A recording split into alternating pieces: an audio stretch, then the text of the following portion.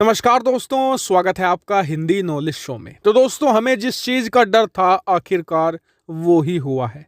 भारत को एक करारा झटका लगा है और ये झटका खुद इजराइल के प्रधानमंत्री बेंजामिन नेतन्याहू ने दे दिया है। और देखिए, हम इसको लेकर कल शाम बात भी कर रहे थे। मैंने वीडियो बनाकर आपको बताया था कि भारत यहां पर इजराइल की चलिए मदद नहीं कर सकता, कोई बात नहीं, लेकिन एक स्टेटमेंट तो जारी कर ही सकता है कि इजराइल को लगे कि जी हाँ, भारत उसके साथ खड़ा है।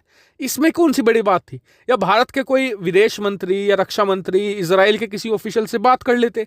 लेकिन भारत यहां पर ऐसे बैठा है जैसे कुछ हुआ ही नहीं है। पिछले 6 दिनों में भारत की तरफ से कुछ नहीं कहा गया है इजराइल के बारे में, और भारत को अब इसका खामियाजा भुगतना पड़ गया है।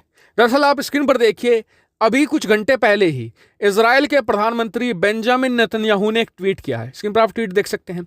इसमें उन्होंने उन सभी देशों का धन्यवाद किया है जिन्होंने इस संकट की घड़ी में उनकी मदद करी है, उनके लिए सपोर्ट दिखाया है।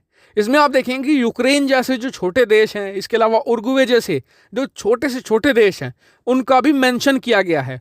लेकिन क्या आपको कहीं पर भी भारत दिख रहा है? जी नहीं। इजराइल के प्रधानमंत्री ने भारत का कोई भी मेंशन नहीं किया है और इसे भारत के लिए एक बड़ा झटका भी माना जा रहा है। इजराइल ने भारत को साफ संदेश दे दिया है अब। और देखिए, इसमें इजराइल की कोई गलती नहीं है। आप इजराइल की गलती निकाल ही नहीं सकते।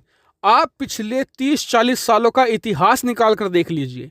जब भी भारत संकट में आया है, इवन रूस अमेरिका मदद करने में भले ही पीछे रह जाएं, लेकिन इजराइल सबसे आगे खड़ा रहा है। जब भी भारत को हथियार की जरूरत पड़ती है या किसी और चीज की जरूरत पड़ती है, इजराइल सबसे पहले प्रोवाइड कराता है। और जो लोग ये कहते हैं कि अगर भारत ने इजराइल का सपोर्ट कर दिया तो अरब देश नाराज हो जाएंगे, तो मैं उनसे कहना चाहूंगा कि इजराइल के चीन के साथ भी तो अच्छे संबंध है। लेकिन जब भारत और चीन के बीच जो गलवान घाटी की हिंसा हुई थी, उस दौरान भारत को बहुत मदद की जरूरत थी, खासकर की एम्यूनेशन की और दूसरे हथियारों की। इजराइल ने उस समय भारत को हर संभव मदद दी थी। और इतना ही नहीं, उसने चीन की नाराजगी भी झेली थी, लेकिन उसके बावजूद भी वो भारत की मदद के लिए डटा रहा और अभी भी करता रहा है। तक कि अभी 10 दिन पहले ही कोरोना काल जब हमारे यहाँ पर पीक पर था, तब उसने भारत की जमकर मदद करी थी।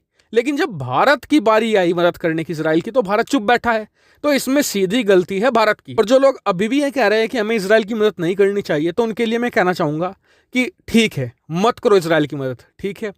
जब चीन के साथ हमारा दोबारा कॉन्फ्लिक्ट होगा, जो लग रहा है, क्योंकि खबर कुछ ऐसी आई है कि चीन ने जो पेंगोंग लेक है वहां पर हथियारों का जमावड़ा दोबारा शुरू कर दिया है, तो जब भारत और चीन की कोई लड़ाई हो या कॉन्फ्लिक्ट हो और भारत को किसी हथियार की जरूरत हो या किसी मदद की जरूरत हो, तो फिर इजराइल के पास हम किस मुंह से मदद मांगने जाएंगे?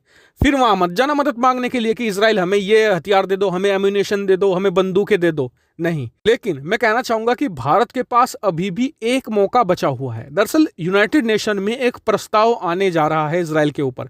तैयारी हो चुकी है, उसका ड्राफ्ट बन चुका है और जो क्लोज डोर मीटिंग है वो भी कर चुके हैं चीन रूस मिलकर। ऐसे में भारत खुद और अपने सहयोगी देशों के साथ मिलकर अगर इजराइल का समर्थन कर देता है, इस प्रस्ताव को गिरवा देता है, तो फिर भारत और इजराइल के रिश्तों में जो डैमेज आया है वो पूरी तरीके से ठीक किया जा सकता है। यही एक रास्ता है। हालांकि यह भारत करेगा या फिर नहीं करेगा या फिर वोटिंग से ही हट जाएगा, ये तो खैर समय बताएगा। लेकिन मैं इस पूरे मामले पर नजर बनाए हुए हूं। आपका इस पर क्या रिएक्शन है वो कमेंट करके मुझे जरूर बताएगा। साथ ही वीडियो को शेयर कीजिएगा और चैनल को सब्सक्राइब करना बिल्कुल मत भूलिएगा। Thank you for watching video.